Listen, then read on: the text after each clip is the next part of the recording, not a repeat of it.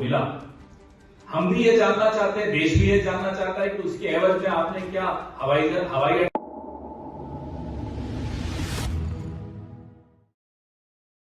राजधानी दिल्ली के एआईसीसी राष्ट्रीय कांग्रेस कार्यालय में कांग्रेस के सीनियर लीडर पवन खेड़ा ने पत्रकार को संबोधित करते हुए कहा, जब से ये इलेक्टोरल बॉन्ड स्कीम 2017 में लाई गई थी, हमने उसका बार बार विरोध किया है। हमारी आपत्ति थी ये पारदर्शी नहीं है और इससे सारा लाभ सत्तारूढ़ दल को होगा।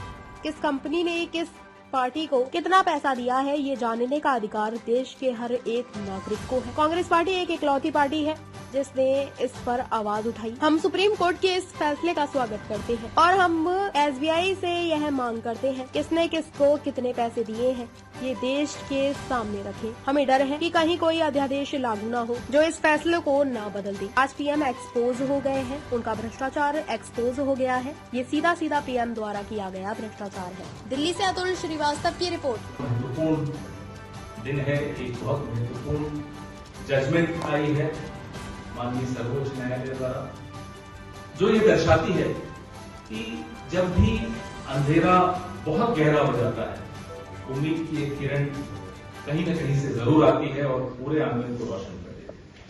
आज माननीय सर्वोच्च न्यायालय से उम्मीद की वो किरण हम सबको दिखाई दे रही है। जब से ये इलेक्टोरल बॉन्ड स्कीम 2017 में लाई गई थी, उस वक्त वित्त मंत्री माननीय अरुण जेटली जी ने इसका बहुत बौद्धिकरण करने की कोशिश की, tried to intellectualise it a lot and justify it, लेकिन हमने तब से उसका विरोध, पुरजोर विरोध, हर मंच से बार बार, इस मंच से तो कई बार करते रहे।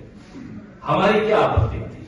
हमारी आपत्तियां बहुत स्पष्ट थी कि ये अपारदर्शी है, इससे भ्रष्टाचार को बढ़ावा मिलेगा, इससे काला धन सफेद हो जाएगा, इससे जो रूलिंग पार्टी है, जो सत्तारूढ़ दल है, सारा लाभ उसको मिलेगा और एक ऐसा अनकहा अनदेखा रिश्ता स्थापित हो जाएगा सत्तारूढ़ दल का और कंपनियों का। जो कंपनियां इन इलेक्टोरल बॉन्ड्स को खरीदेगी, उनको क्या लाभ दिया जाएगा, ये तमाम सवाल हम इस मंच से बार बार उठाते हैं।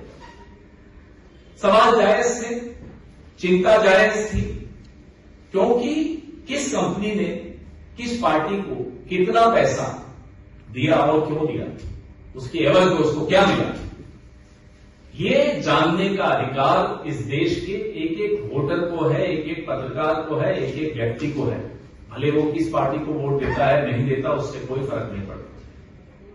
और उस अधिकार की रक्षा के लिए कांग्रेस पार्टी तत्पर है।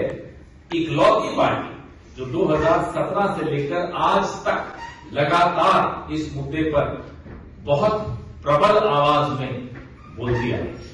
जनता पार्टी को मिला, हम भी ये जानना चाहते हैं, देश भी ये जानना चाहता है कि उसके एवज में आपने क्या हवाई अड्डे बेचे हैं, आपने क्या कोयले की खदानें बेची हैं, आपने क्या किया, या एमएलए खरीदे हैं, या नए सूट सिलवाए हैं, ये जानने का हक हम सबको है, या नए हवाई जहाज खरीदे हैं, हमें नहीं मालूम आपने क्या खरीदा। 95% यानी कि 5,200 करोड़ रुपए भारतीय जनता पार्टी के अकेले के खाते में इलेक्टोरल बॉन्ड से आया है।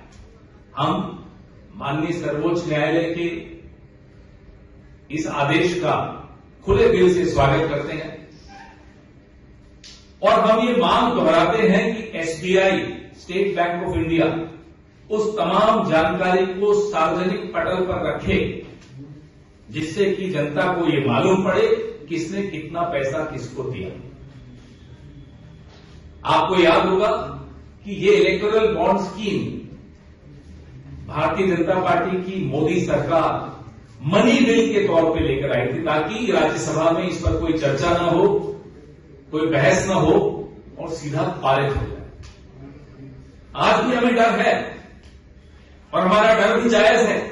हमारा डर यह है कि कहीं फिर से कोई अध्यादेश जारी न हो जाए ताकि इस सुप्रीम कोर्ट के आदेश से बच जाए सरकार। ये डर हमारा जायज है, इस डर को हम आपके साथ साझा करते हैं। हमारी मांग है, ये सीधा सीधा भ्रष्टाचार का मामला है। और इस भ्रष्टाचार के मामले में सीधे सीधे प्रधानमंत्री खुद शामिल हैं। ऐसे कई खोजी पत्रकारों ने फाइल की नोटिस तक सार्वजनिक की है, आप सबके सामने है। मैं भी आपसे साझा करूंगा, जिसमें चुनाव आयोग हो, वित्त मंत्रालय हो, लॉ कमीशन हो, लॉ मिनिस्ट्री हो, इन सबने अपने अपने स्तर पे जिनकी जमीन जिंदा है उन अधिकारियों ने फाइल नोटिस में अपना विरोध दर्ज किया था। उस विरोध को नजरअंदाज करते हुए किस तरह से ये थोपी गई इलेक्टोरल बॉन्ड स्कीम इस देश पर, ये हम सबने देखा। ताज़ा खबरों से जुड़े रहने के लिए हमारे चैनल को सब्सक्राइब करें और बेल आइकन को दबाना ना भूलें, ताकि हर खबर की नोटिफिकेशन आपको मिलती रहे।